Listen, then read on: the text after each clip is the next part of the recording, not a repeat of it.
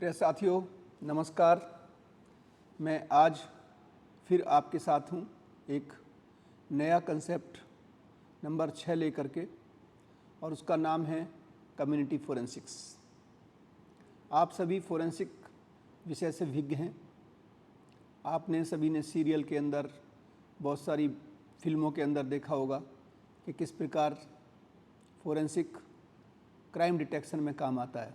याद करिए, सीआईडी में जब करेक्टर बोलते हैं दया, कुछ तो गड़बड़ चल रही है, और उनकी पूरी टीम आती है और वो फोरेंसिक एविडेंस कलेक्ट करते हैं।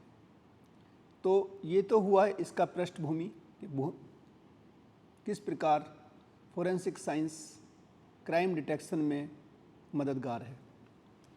ये जो टर्मिनोलॉजी की जो मैं बात की, कम्युनिटी फोरेंसिक्स, तो पिछले साल जब मैं Uttar Pradesh state institute of forensic science UPSIFS Lucknow का फाउंडिंग डायरेक्टर बनाया गया, उससे पहले भी लगभग मैं 2 दशक से फोरेंसिक साइंस, लॉ और जो भी मैंने पुलिस के अंदर जो CBI, डिस्ट्रिक्ट पुलिस,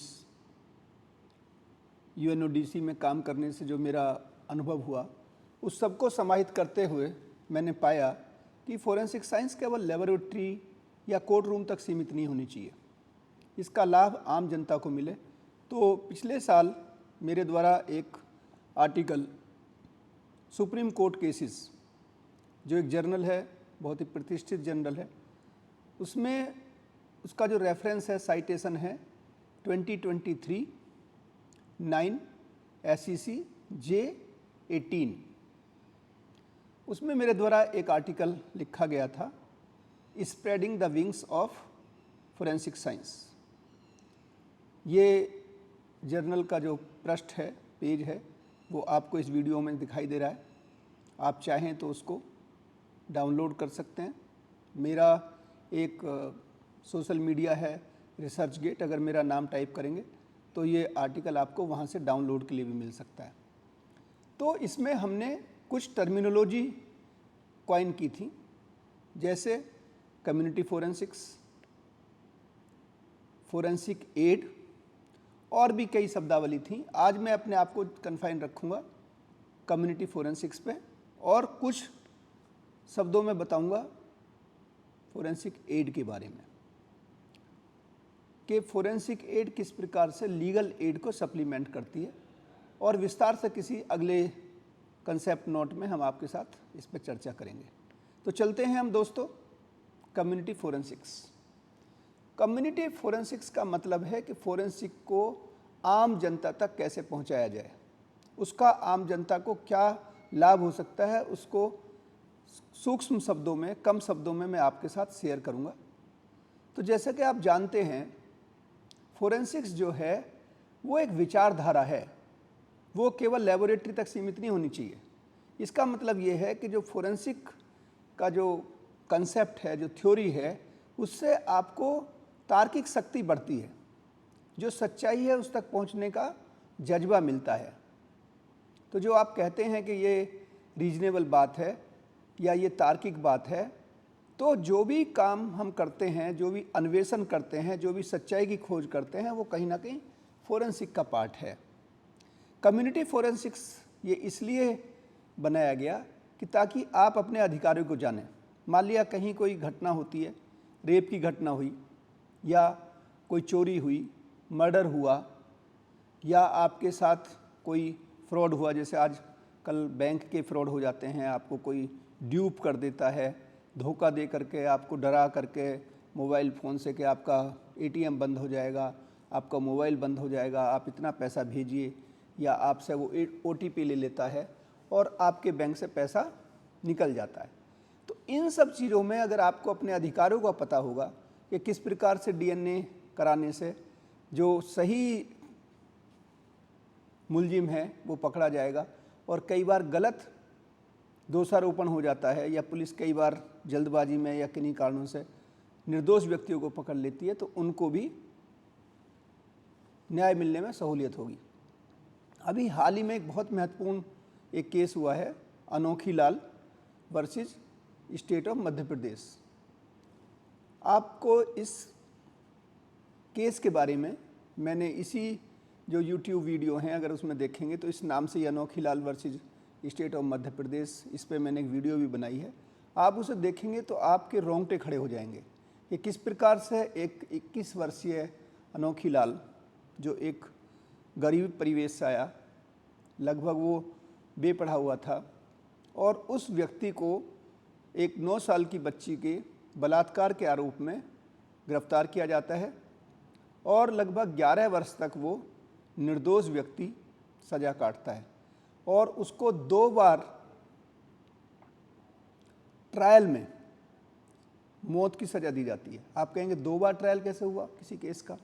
जब पहला ट्रायल हुआ तो उसमें उसको डेथ पेनल्टी दी गई, फिर उसका रेफरेंस हाई कोर्ट में गया, हाई कोर्ट ने भी उसकी मौत की सज़ा को बरकरार रखा, फिर वो मामला सुप्रीम कोर्ट गया तो 18 दिसंबर 2019 को उस केस में माननीय उच्चतम न्यायालय ने फैसला सुनाया जिसमें कहा कि इस प्रकरण के दोबारा से ट्रायल किया जाए, जिसे कहते हैं डिनोवो ट्रायल। डिनोवो ट्रायल का मतलब होता है जब आप फ्रेश ट्रायल करें, जैसे नए ढंग से ट्रायल करें। लेकिन जो निर्देश 3 उसमें दिए गए थे माननीय उच्चतम न्यायालय के द्वारा, किन्हीं कारणों से उनका अनुपालन नहीं हुआ। ये बड़ी दुखद बात है। और उसमें एक महत्वपूर्ण जो निर्देश था वो ये था कि जो डीएनए जिस भी एक्सपर्ट के द्वारा किया गया है उसको बुला करके आप क्रॉस एग्जामिन करेंगे, लेकिन उनको फिर से नहीं बुलाया गया और आप ताज्जुब करेंगे कि दूसरे ट्रायल के अंदर भी अनोखी लाल को डेथ पेनल्टी दे दी गई। फिर ये रेफरेंस गया मध्य प्रदेश हाई कोर्ट में कन्फर्मेशन के लिए, लेकिन इस बार हाई कोर्ट ने उसे फिर से तीसरे ट्रायल के लिए भेज दिया। और जब तीसरा ट्रायल हुआ तो आप यकीन मानिए कि जिस डीएनए को दोनों ट्रायल के अंदर ये माना गया था कि इससे दोष सिद्ध हुआ है, जब उसकी गहराई से जांच की गई तो पता चला कि ये तो उसकी निर्दोषता को सिद्ध कर रहा है। तो कहने का मेरा मतलब ये है कि आप अपने अधिकारी को जानिए। ये जो कम्युनिटी फोरेंसिक्स की मैं बात करता हूँ वो यही है कि आप अपने अधिकारों को जानें। आपको दोषी को सज़ा दिलाने में और निर्दोष को बचाने में फोरेंसिक साइंस बहुत महत्वपूर्ण भूमिका निभाती है, लेकिन आप अपने अधिकारियों के प्रति सचेत होइए। आपको पता होना चाहिए कि अगर कोई घटना हुई है तो उसमें डीएनए होना चाहिए। और ये बहुत खुशी की बात है कि जो हमारे कानून 3 कानून बनाए गए हैं नए, जिससे हमारी आईपीसी, सीआरपीसी, एविडेंस एक्ट को पूरी तरीके से प्रतिस्थापित कर दिया गया है। और 1 जुलाई 2024 से जो नए कानून बनाए हैं भारत सरकार के द्वारा, उसमें एक महत्वपूर्ण जो बिंदु कह सकते हैं या एक अंडरलाइन जो उसका क्वालिटी कह सकते हैं वो है दंड से न्याय की ओर, फ्रॉम पनिशमेंट टू जस्टिस। ये एक टैगलाइन है हमारे तीनों नए क्रिमिनल लॉज की। तो उसके अंदर जो हमारा पहले क्रिमिनल प्रोसीजर कोड था उसका नाम अब क्या हो गया है? भारतीय नागरिक सुरक्षा संहिता 2023 BNSS 2023।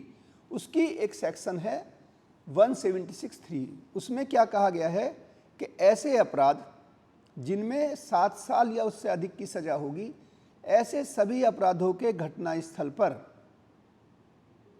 फोरेंसिक एक्सपर्ट को घटना की सूचना मिलते ही भेजा जाएगा ताकि वो फोरेंसिक एविडेंस को ठीक ढंग से इकट्ठा कर सके।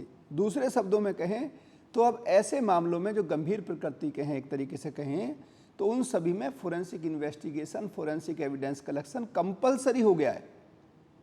पहले ये ऐच्छिक था, पुलिस के अधिकारी कर्मचारी चाहें तो वो डीएनए कराएं, नहीं चाहें तो नहीं कराएं। लेकिन अब सारे फोरेंसिक के जो भी टूल्स हैं उनका प्रयोग किया जाना अब ये एक तरीके से अधिकार हो गया है समाज का। तो इस अधिकार को जानिए, पहचानिए।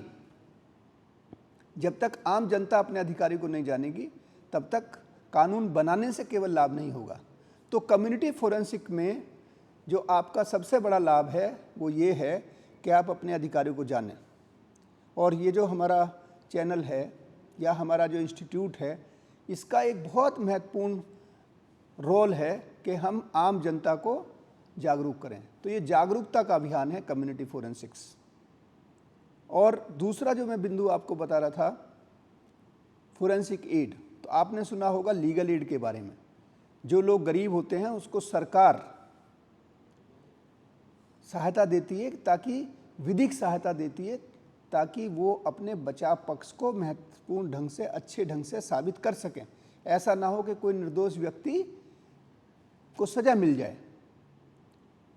लेकिन मेरा ये कहना है, ये मानना है, तो जो नई टर्म हमने दी है फोरेंसिक एड, उसका मतलब ये है कि जो लीगल एड जो हमने एक्ट बनाए हुए हैं 1987 से, जिसमें नालसा है सेंटर के लेवल पे, यानी कि नेशनल लेवल पे, स्टेट लेवल पे सालसा है और डिस्ट्रिक्ट लेवल पे डालसा है। कहने का मतलब ये है कि आपको, अगर आप गरीब व्यक्ति हैं, संसाधन विहीन हैं, तो आप अगर एक्यूज हैं, आपको ट्रायल के लेवल पे लीगल एड दी जाएगी। आपको वकील दिया जाएगा फ्री ऑफ कॉस्ट, जिसको ये जो हमने बताई अथॉरिटी जो हैं, लीगल एड अथॉरिटी, ये पेमेंट करेंगी। लेकिन हमारा ये कहना है कि जब तक लीगल एड के साथ फोरेंसिक एड को नहीं जोड़ा जाएगा, तब तक लीगल एड अधूरी है। तो फोरेंसिक एड आज के समय में ट्रायल का बहुत महत्वपूर्ण हिस्सा बन चुकी है।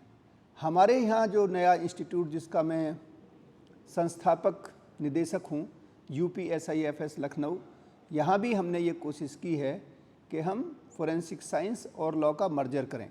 जो हमने कोर्स बनाए हैं उसमें फोरेंसिक साइंस के बच्चों को, स्टूडेंट्स को हम लॉ की जानकारी देते हैं और लॉ के स्टूडेंट को हम फोरेंसिक साइंस की जानकारी देते हैं, ताकि जब ये स्टूडेंट्स फील्ड में आएंगे, जज बनेंगे, फोरेंसिक एक्सपर्ट बनेंगे, पुलिस अधिकारी बनेंगे, प्रोसिक्यूटर्स बनेंगे, तो ये कंप्लीट पैकेज होना चाहिए। इनको लॉ की भी जानकारी हो, इनको लेबोरेटरी की भी जानकारी हो। तो साथियों, उठिए, अपने अधिकारियों के प्रति जानिए और सशक्त बनिए। आप भी दया की तरह कुछ ना कुछ खोजिए। फोरेंसिक साइंस अंधेरे में सत्यता की खोज है। आप अपने अधिकारों को जानना भी एक वास्तविकता को जानना है। अगर हम सोते रहेंगे तो सरकार कितने ही अच्छे कानून बनाए, तब तक उनका कोई योगदान हमारे लिए, समाज के लिए नहीं होगा। तो इन्हीं शब्दों के साथ आपको जागरूक करते हुए मैं आपसे विदा लेता हूं, और अगली बार जल्दी फिर मिलेंगे किसी और टॉपिक के साथ। हमारे इस चैनल को देखते रहिए, आप सब्सक्राइब करिए, आप लाइक करिए, अपने कमेंट दीजिए। मैं विश्वास दिलाता हूं कि आपके सहयोग से हम सभी कानून और अपने अधिकारियों के प्रति जागरूक होंगे। इन्हीं शब्दों के साथ जय हिंद, जय भारत।